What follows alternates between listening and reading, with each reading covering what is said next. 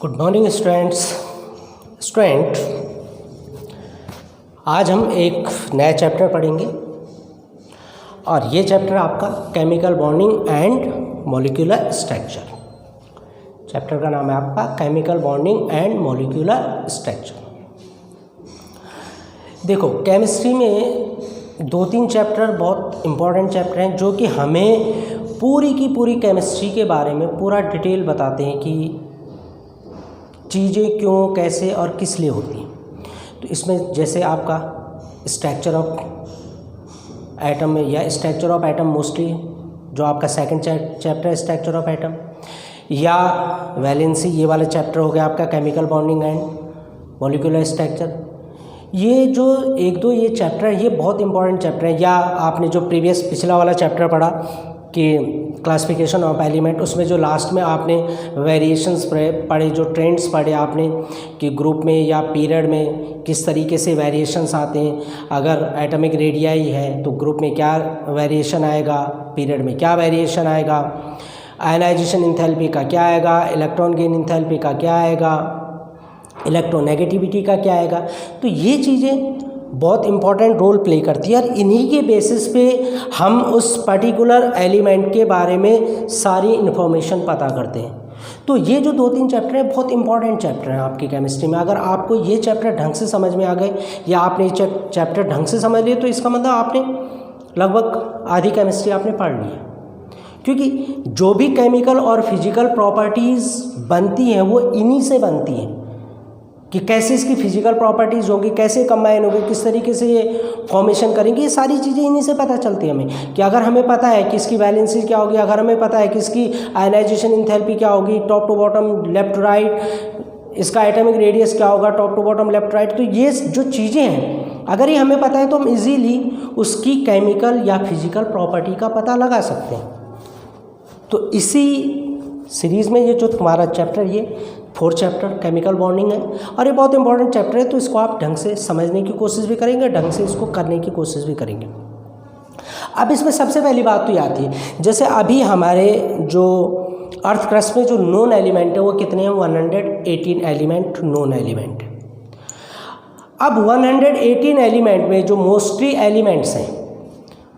Elements क्या हैं, या तो हमें ये मॉलिक्यूलर फॉर्म में मिलते हैं यानी डायटोमिक फॉर्म में मिल गया, या टेट्राएटॉमिक फॉर्म में मिल गया, या पॉलीएटॉमिक फॉर्म में मिल गया। मीन्स क्या मिलते हैं हमें, या तो ये एटॉमिक फॉर्म में मिलते हैं या फिर ये हमें कंपाउंड फॉर्मेशन में मिलते हैं। कंपाउंड जैसे कोई किसी के साथ रिएक्ट हो गया तो उसने कंपाउंड फॉर्मेशन कर लिया, जैसे हमें और फॉर्म मिलती हैं। तो वो क्या है, वो मिक्स फॉर्म है कि बहुत सारी चीज़ें एक साथ क्या हो जाती हैं, मिक्स हो जाती हैं, एक कंपाउंड फॉर्मेशन कर लेती हैं। तो ऐसा क्यों होता है कि कुछ ही एलिमेंट्स ऐसे हैं कि जो हमें फ्री स्टेट में मिलते हैं या नेटिव स्टेट में मिलते हैं। मोस्टली जैसे नोबल गैसेज है, नोबल गैसेज हमें मोनोएटॉमिक फॉर्म में मिल जाते हैं, फ्री स्टेट में मिल जाते हैं। तो नोबल गैसेज ही क्यों मिलते हैं हमें, दूसरे सोडियम हमें फ्री स्टेट में क्यों नहीं मिलता है, मैग्नीशियम हमें फ्री स्टेट में क्यों नहीं मिलता, आयरन हमें फ्री स्टेट में क्यों नहीं मिलता।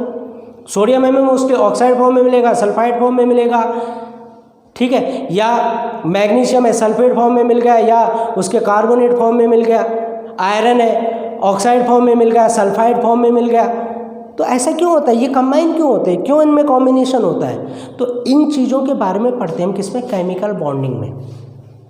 अब यहाँ पे जो बेसिक क्वेश्चन है वो ये आता है कि जो एटम्स हैं वो क्यों कंबाइन होते हैं, यानी जो कॉम्बिनेशन है वो एटम में क्यों होता है।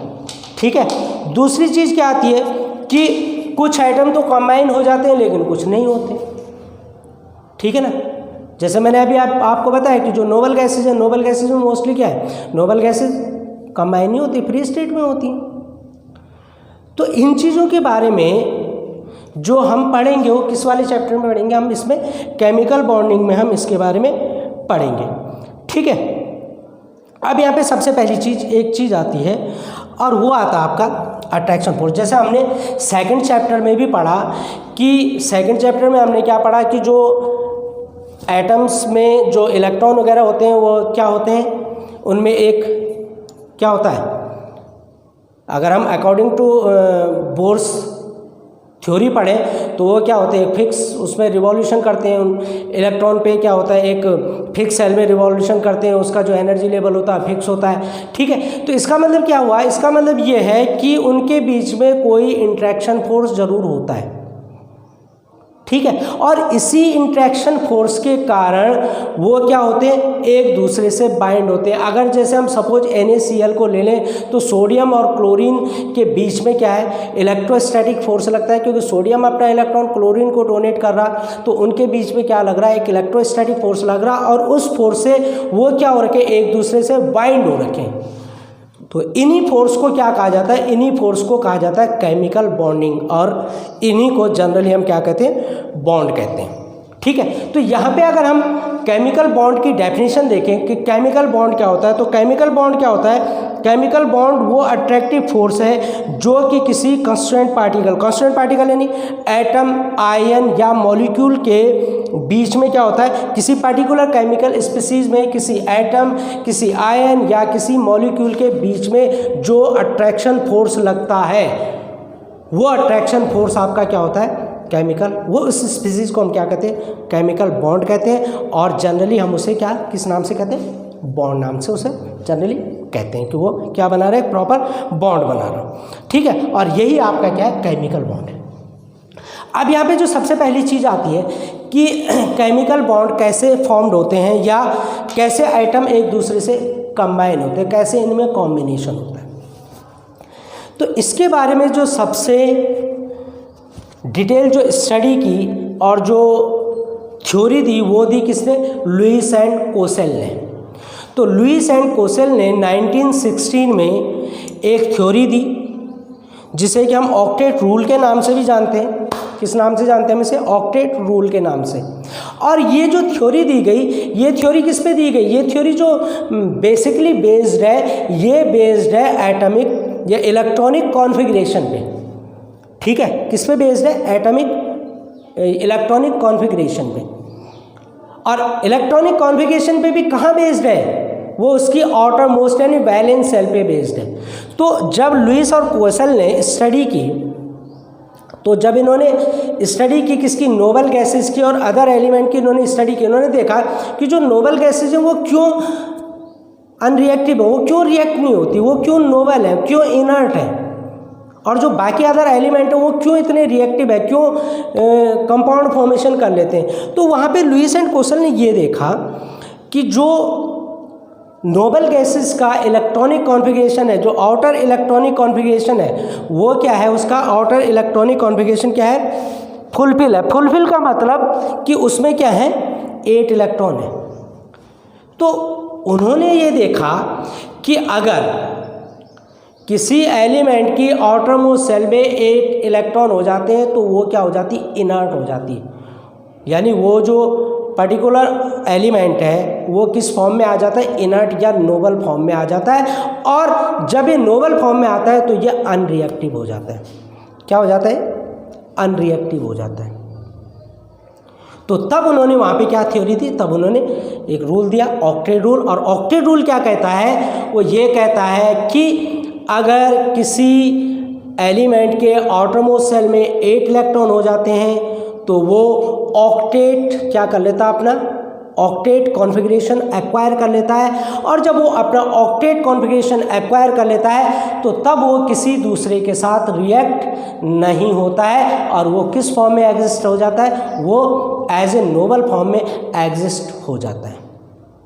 समझे बच्चों, ये आपका ऑक्टेट रूल किसने दिया, लुईस एंड कोसेल ने। किस बेस पे दिया, अकॉर्डिंग टू इलेक्ट्रॉनिक कॉन्फ़िगरेशन।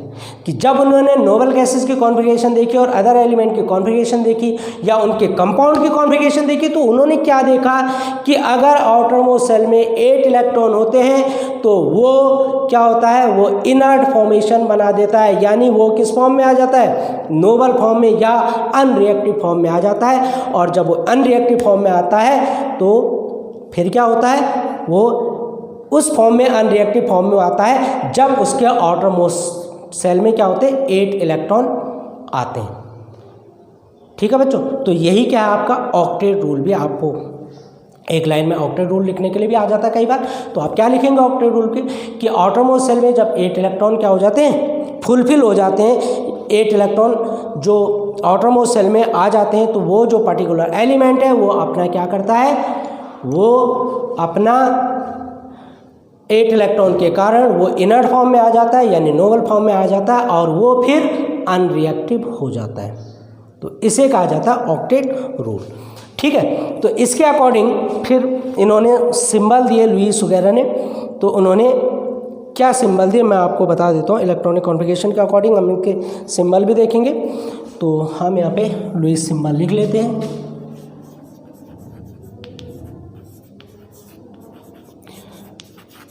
आपने ये सिंबल जैसे 10th में आप लोग जब आप लोगों ने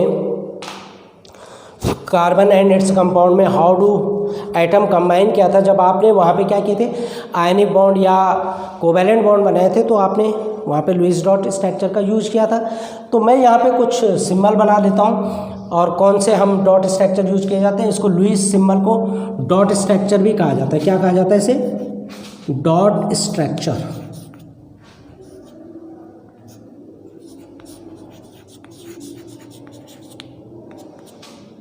ठीक है बच्चों, इसे क्या कहा जाता है, डॉट। तो मैं कुछ डॉट स्ट्रक्चर बना रहा, जैसे हाइड्रोजन एटॉमिक नंबर 1, तो हाइड्रोजन का डॉट स्ट्रक्चर कैसे बनाते हैं, ये देखो, ये H, इसका डॉट स्ट्रक्चर ऐसे ही He का हो गया। अभी देखो इसके ऑटोमोस्ट सेल में 2 इलेक्ट्रॉन हो गए, नोबल गैस हो गई। ऐसे लिथियम का अगर हम बनाएं Li लिथियम, तो लिथियम का देखो 2 1 होता है ना,